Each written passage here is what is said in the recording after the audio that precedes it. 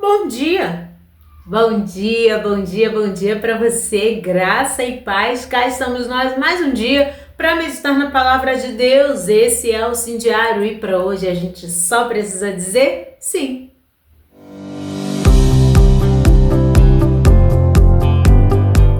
E chegamos em Juízes.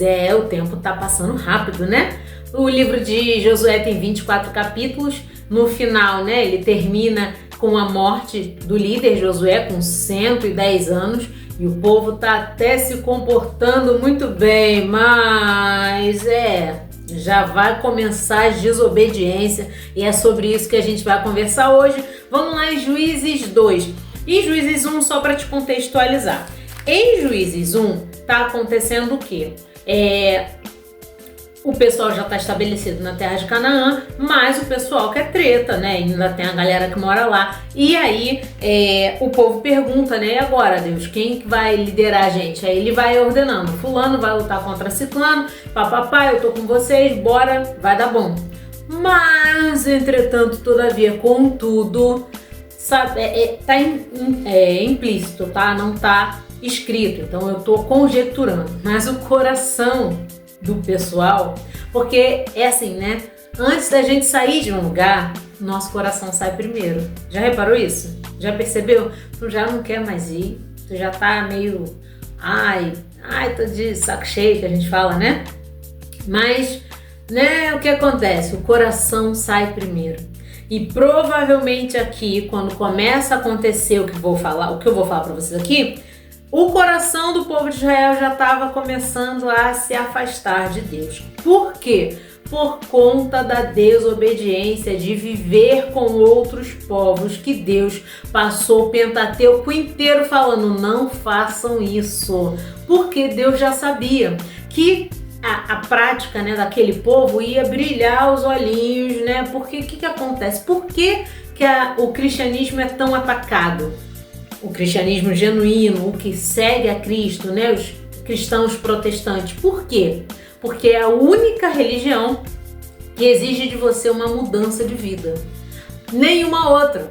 Se tu rouba, tudo bem tu roubar, tá tranquilo, é só sua vida. Se você faz algo errado, se você trai o marido, se você trai sua esposa, se você é um mentiroso, sonegador de imposto, não, tá tranquilo, é só sua vida. Não. Para andar com o Senhor, você tem que andar íntegro e reto. E não tem meio termo, salsicha ou linguiça, irmão. Não tem meio termo. Com Deus é assim. Só que aí, eles começaram a não vencer os povos. Será que eles não venciam? Se Deus falou que estava com eles... Tá entendendo? Que tá aqui escondido, não tá assim, ó, por debaixo, né? Caroço no angu, tá assim escondido? Pois é, será mesmo se Deus prometeu que ia estar com eles nas batalhas contra os povos que viriam atacá-los, será que eles não conseguiam vencer? Pois é, eles não conseguiam vencer, coitadinhos, né? Aí eles começaram a fazer amizade com o pessoal, andar junto com o pessoal, casar com o pessoal. Aí você já sabe o que aconteceu. Deus falou para não fazer, eles começaram a fazer, porque o coração deles começou a ser influenciado por esses povos. Aí aqui no 1 vai falando, a tribo de... peraí, quer ver? O povo de Benjamim não conseguiu expulsar os jebuseus. Os benjamitas e jebuseus viviam até hoje lado a lado em Jerusalém. Manassés não conseguiu expulsar o povo de Bet-Sean. Dá um tempo, irmão. Para. Aí vem falando, nem Zebulon conseguiu expulsar os cananeus de Quitron e Naalol. Não conseguiu. Não conseguimos. Deus estava com vocês, como é que vocês não conseguiram? Vocês não quiseram, né? Não quiseram. E aí começa toda essa história. Porém, Deus, que tudo vê, que tudo sabe, mandou logo um anjo. E aí, quando aparece aqui, ó, o anjo do Eterno, algumas linhas, né, de pensamento falam que é uma teofania, que é Jesus, né, aparecendo, se apresentando ao povo. Algumas linhas de pensamento. Eu acredito que sim, Jesus veio, aí diz assim, no comecinho do 2, né? O anjo do Eterno, com E maiúsculo, subiu de Gilgal para Boquim e disse, tá falando pro povo ali de Israel, eu tirei vocês do Egito, nem era esse texto que eu ia ler. Nem esse texto que tá dando base pro nosso devocional, não. Mas aqui no comecinho do 12 ele vai dizendo, ó, eu tirei vocês de lá, cara. E aí, o que vocês estão fazendo? Falei pra vocês não fazerem, vocês estão fazendo. Por causa disso, vai ter consequência. Vamos lá pro texto base do nosso devocional, que é Juízes 2, 6 a 10. Do 6 ao 10. Diz assim, ó. Depois de Josué despedir o povo de Israel, cada um foi para o território de sua herança e tomou posse da terra. O povo serviu ao Eterno durante toda a vida de Josué e dos líderes que o sucederam, mas que também tinham presenciado todas as grandes coisas que o Eterno fez por Israel. Então ela está dizendo que o povo de Israel foi fiel a Deus, ficou ali ó, direitinho, bonitinho, né? Porque todos eles tinham presenciado o que Deus tinha feito ali ao povo de Israel. Josué, filho de Num, servo do Eterno, morreu. Ele tinha 110 anos de idade, foi sepultado na terra de sua herança, em Timate-Heres, nas montanhas de Efraim, no norte do Monte Gaás. Tempos depois, toda aquela geração morreu e foi sepultada. O pessoal que viveu sob a liderança de Josué morreu. E surgiu uma outra geração que não conheceu o Eterno nem as grandes coisas que ele tinha feito por Israel. Então o povo de Israel, já estou no 11, agiu mal diante do Eterno e eles começaram a servir os deuses de Baal. Abandonaram o Eterno, o Deus de seus pais, que os tirou do Egito, e seguiram os deuses dos povos ao redor. Ou seja, Deus lá no final ali, deixa eu ver, Josué, Deuteronômio, Deus manda Moisés pegar tudo que ele já tinha falado e anotar. Deus estabelece, gente, de 7 em 7 anos, façam uma festa, parem tudo, né? Porque aí é o ano sabático, né? De descanso da terra. Parem tudo, façam festas e contem o que está escrito aqui, que Moisés escreveu. Contem para os filhos dos filhos dos filhos, porque aí os filhos dos filhos dos... Você está entendendo que o problema da desobediência não começou aqui em Juízes? Está vindo desde lá. Por quê? Porque eles começaram a parar de obedecer a Deus. E esse é um dos motivos lá um dos cativeiros, não lembro agora se o assírio ou o babilônico, porque eles não dão descanso à terra, tá? Eles ficam direto e Deus estabelece um descanso, inclusive pra gente. Descansem. E aí convida a gente para descansar nele, né? Mas enfim, o povo começou a não passar as instruções, as leis, tudo que Deus tinha estabelecido. Isso foi sendo esquecido. Tanto que nasce uma galera que tá nem aí, nem conhece. Mas aí, ó, o que a palavra nos confirma, que a desobediência, ela gera problemas, né? Até a 3ª e 4ª geração. Vai ter consequência daquilo que você desobedeceu lá atrás. Preste atenção nisso daqui, que é importante você atentar para isso. A desobediência, ela gera... Porque não existe pecadinho e pecadão. Todos os pecados... A libreta. Todos os pecados são desobediência ao que Deus estabeleceu. Beleza? Beleza. Então só tem um pecado, que é a desobediência. Ele é a raiz de todos os outros. Então o original é a desobediência. Eu sempre falo isso pra você. O povo começou a descumprir o que Deus tinha ordenado. Quando chega aqui, nessa geração que já não conhece Deus, que já não ouviu falar, que nem sabe, eles já estão contaminados pela idolatria dos povos que eles começaram a fazer as colegagens, as amizades. E aí, meu irmão, Deus já ficou irado. E aí depois o texto vem descascando, dizendo, ó, o Senhor ficou irado, furioso com Israel e entregou aos saqueadores, assaltantes. E aí começa uma treta danada. Daqui pra frente você vai ver.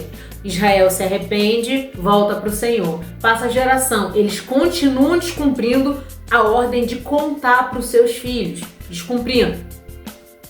Cai a outra geração, ira a Deus. Aí se arrepende, volta. Aí esquece Deus, porque não conhece. Aí é o tempo inteiro assim, até Mateus, tá? A gente tá falando de Juízes, ainda tem todo o Antigo Testamento e é assim. Engraçado, né? É assim até hoje. Pois é. Obedece, bênção, desobedece, maldição. Esse é o código do Deuteronômio, não tem como fugir disso. Deus estabeleceu regras, não porque ele é mau, mas porque ele é exatamente ao contrário, ele é bom. Por isso ele nos deu as regras do Antigo Testamento, ali do período das leis, para que a gente pudesse viver bem, viver de maneira ordenada. Mas o povo, desde essa época que começou numa desobediência alucinada, e aí segue fazendo essas coisas, desobedecendo a Deus, irando a Deus, e aí infelizmente paga o justo pelo pecador, porque tá todo mundo aqui na terra nesse lelelê, e aí vai vindo um monte de doença, um monte de, guerra, rumores de guerra, Pois é, o fim tá perto. Por quê? Porque as pessoas continuam nessa brincadeira de desobedecer a Deus, que é uma brincadeira perigosíssima. E aí, eu quero rapidinho falar com você sobre as questões da desobediência e o que a Bíblia rebate. Assim, eu vou ser bem breve pra gente conseguir fazer esse entendimento. E eu fiz uma anotação aqui da dificuldade do ser humano obedecer. Diz assim, a dificuldade em obedecer é uma característica comum ao ser humano, por conta da raiz que a gente nasce já pecaminosa, tá? Então é comum ao ser humano desobedecer. E tá ligado a quê esse ímpeto da desobediência? A busca por independência, por autonomia. E aí é óbvio que tem o texto que vai fazer a gente rebater essa autonomia que o mundo prega, que a gente tem que ser independente, autônomo. Não, a palavra diz pra gente depender. João 15:5, sem mim nada podeis fazer.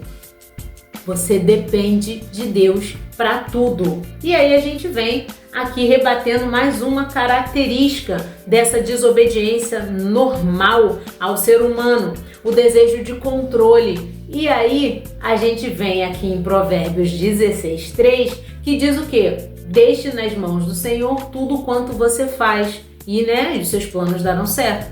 Tudo que você fizer vai dar certo se você colocar o controle nas mãos de quem sabe jogar o jogo.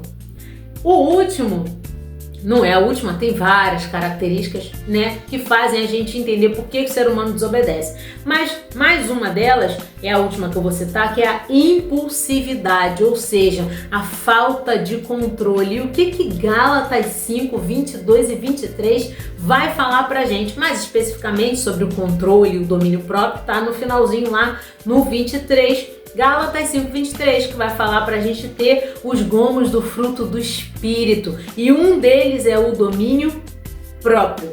Pronto. Esses três textos, João 15:5, Provérbios 16:3 e Gálatas 5:23, vão rebater as questões que o mundo acha que tudo bem, que é a busca pela autonomia, a questão do controle exacerbado e a impulsividade. Se você for esperto, você já anota para você não cair nessa armadilha, nessa desobediência que desagrada tanto a Deus. Seja obediente e viva o melhor de Deus para a sua vida, e não só para a sua vida, para a sua geração. Também quero muito que você entenda que a obediência exige renúncia. Então sim, seja forte e corajoso para renunciar às suas próprias vontades, porque a gente sabe que todos os planos do Senhor são maiores e muito melhores que os nossos. Então vale a pena obedecer, porque Ele sabe o que é melhor para mim e para você. E por último, mais ou menos importante, obedecer não é somente ler, mas é essencialmente praticar. Não basta que a gente decore a Bíblia de capa a capa, se o nosso coração, igual o povo de Israel, se afastar de Deus. Nós precisamos ter esse entendimento que vai gerar uma ação de nos aproximarmos cada vez mais de Deus, para que a gente efetivamente viva aquilo que Ele determinou pra gente aqui na palavra. Pai, muito obrigado por essa palavra, muito obrigado por esse dia, muito obrigado por tudo que o Senhor tem feito, por tudo que Tu ainda fará, porque sabemos que os Teus planos são melhores e maiores que os nossos. Nos ajuda, Senhor, a vencer as nossas vontades, nos ajuda, Senhor, a vencer tudo aquilo que nos afasta de Ti e a nos afastarmos de tudo aquilo que nos afasta de Ti, tudo que nos corrompe, Senhor, de Ti. Muito obrigado, Senhor, por tudo que o Senhor tem feito, por todas as orientações que o Senhor tem nos dado através desses devocionais. E hoje, mais uma vez, falamos de obediência, aquilo que agrada ao Teu coração, que alegra o Teu coração. Tu não tem filhos preferidos, mas Tu tem filhos obedientes. E é óbvio que as bênçãos do Senhor sempre estarão sobre aqueles que obedecem às Tuas ordens, às Tuas determinações. Que a Tua bondade também nos acompanhe, Papai. Guarda-nos nesse dia, guarde a nossa casa, nossos filhos e filhas, esposos e esposas, e livra-nos do mal. Nos dê um domingo abençoadíssimo na Tua presença, nos torne sensíveis à Tua voz, que os cultos de hoje sejam inundados pela Tua presença, pela Tua orientação, pelo Teu cuidado e provisão. Pai, cuida de nós, o Teu povo precisa de Ti. No nome santo, poderoso, lindo e doce de Jesus, eu oro e agradeço, amém, amém. Mas se hoje for difícil, tudo bem. Amanhã a gente diz sim de novo. Fiquem com Deus e até o próximo vídeo. Mas se esse vídeo falou com você, compartilhe. Tchau!